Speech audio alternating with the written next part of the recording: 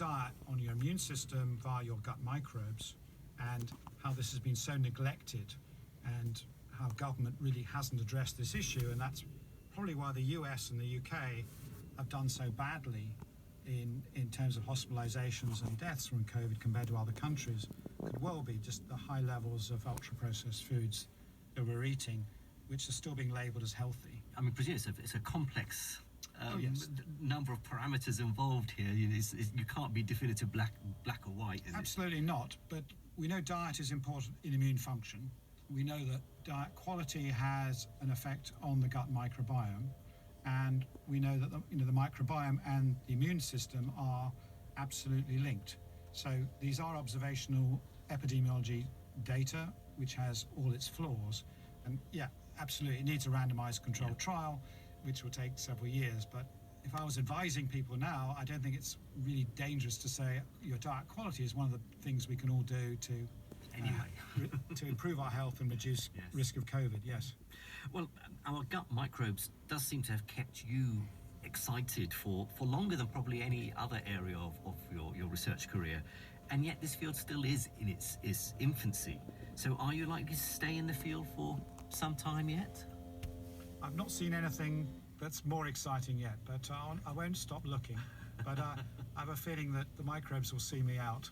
There's so many surprises awaiting us for what they can do for us and we can do for them. Jim Spector, thank you very much for sharing your Life Scientific. My pleasure. The producer was Adrian Washbourne, and if you'd like to hear more of Jim's interviews, just search for the Life Scientific podcast on BBC Sounds. Now on BBC Radio 4, One to One, Janet Ellis continues her exploration of the many faces of fame, and today she's with her rather famous daughter. Hello, I'm Janet Ellis. I always think my name has a sort of oh yes quality. People might prompt Blue Peter, oh yes, or Sophie Ellis-Bextor's mother, oh yes.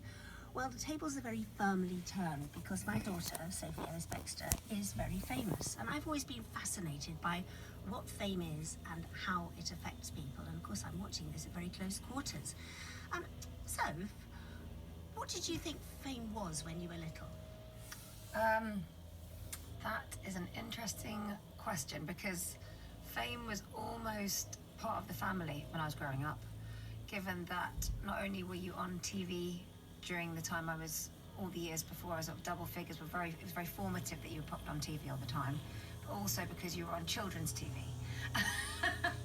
So I suppose my oh yes about your name was usually used as currency to make friends, actually.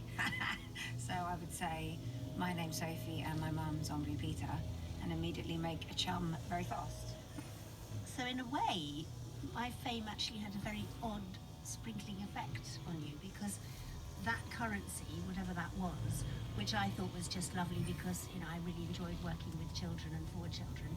But of course, not all the children who wanted to be your friend were in your class or even people you knew.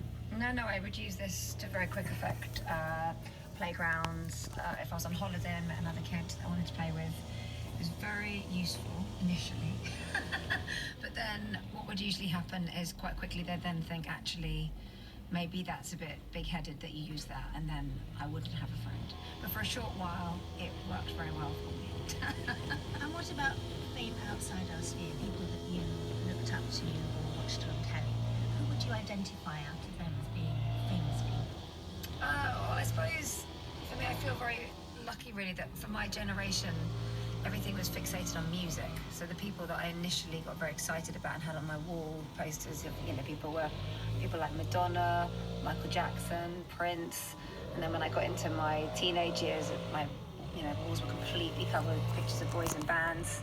And those are the people that were not just famous, but they were the sort of center of